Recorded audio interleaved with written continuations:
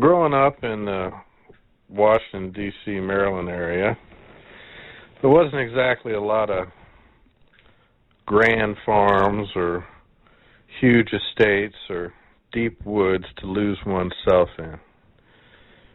The area I grew up in was asphalt, concrete, fences, buses, cars, apartment buildings, small houses. It was a clearly delineated kind of neighborhood, with Washington, D.C. being on one side of the street and Maryland being on the other side of the street. I spent many of my years in a place along Southern Avenue, Hillcrest Heights, Maryland it was. You could walk pretty much everywhere. I walked to school, walked to the store, walked to my friends' houses. It was busy, but everything was in reach. The car was used when occasionally we needed to go a little further, but everything was in walking distance.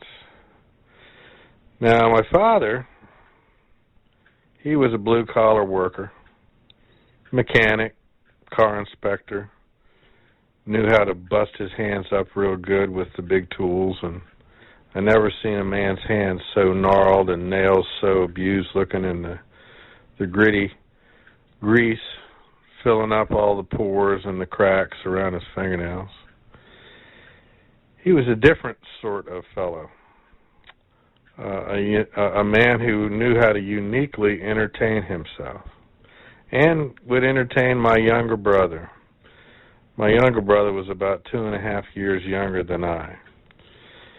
And when Mom, who was an Avon lady, ding dong, would go out selling her Avon and delivering her Avon, Dad would try to figure out ways to entertain himself and his boys here in the suburbs of D.C.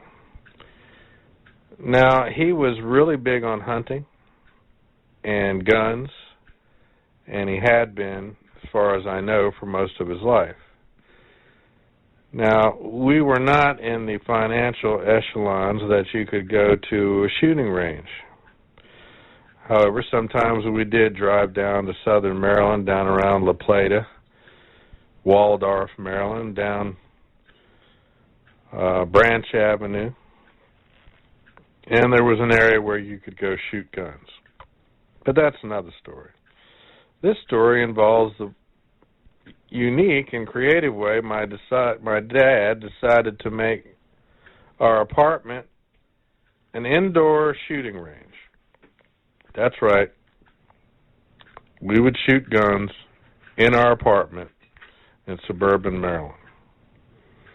Now, the way he would do this, and us not get in trouble, was he would take the guns and ammo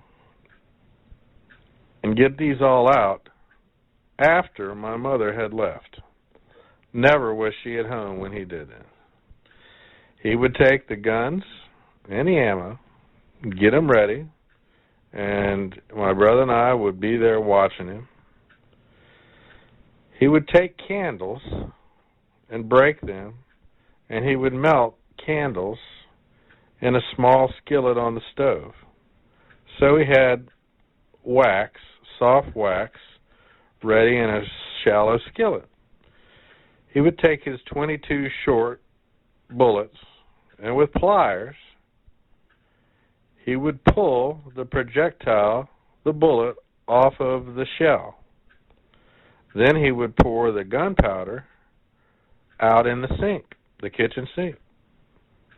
He would then take the bullet and dip it into the wax. He would dip the open end of the bullet into the wax. So what was left was a shell that had some residual gunpowder and the firing pin. And instead of a metal bullet, you had a little wax bullet that was inside of the shell. My brother and I were fascinated by what he was doing. Well, he would have bullets for his pistols and his rifles, his 22 rifles and his pistols, and he'd have all these wax bullets set up. He'd say, "Boys, we're going to have some target practice here in the living room." And with a pencil and with some cardboard, my father would draw targets. He would sit on the couch, we would sit on the chairs, and in the living room, in our apartment, right there, in suburban Maryland, we would shoot guns. Now, I don't remember a very loud report as these guns would go off, but my brother and I thought it was great. We were shooting guns in the house. And yes, the wax bullets would make a hole in the cardboard and they would be stopped. And, well, we thought that was grand.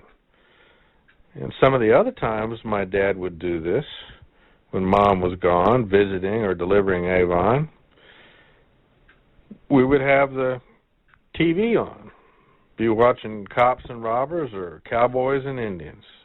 And Dad would have the wax bullets ready and the guns out, and he would tell us, when the bad guys come on the show, on the screen, or the Indians come on, we can shoot them.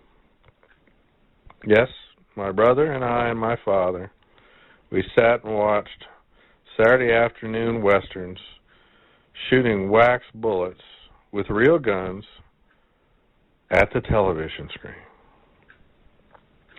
Now, after many, many, many times of doing this, I noticed that my father was always pouring this gunpowder into the sink, the kitchen sink, and he would rinse it down the sink.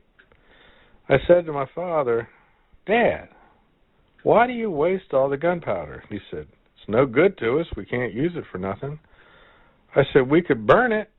He said, "What do you mean, burn it?" I said, "We could light that little pile of gunpowder and see what happens." And he had an odd kind of look on his face, almost like, "I never thought about that." So sure enough, after we had made some wax bullets and had our little shooting party, Dad said, "It's time to clean up." And I said, "Well, let's not wash the gunpowder pile down the sink. Let's just light it, see what happens." So Dad dropped a match in the little pile of gunpowder. Unbelievable. There was a pile of fire that went straight to the ceiling in the kitchen and made a big black mark on the kitchen ceiling. We all jumped back and laughed and said, "Oh my gosh." And my dad was surprised that it was that much of a fire. And all he said was, "Boys, we need to clean this mess up before your mother gets home." And that was how it went with the gun range in the apartment.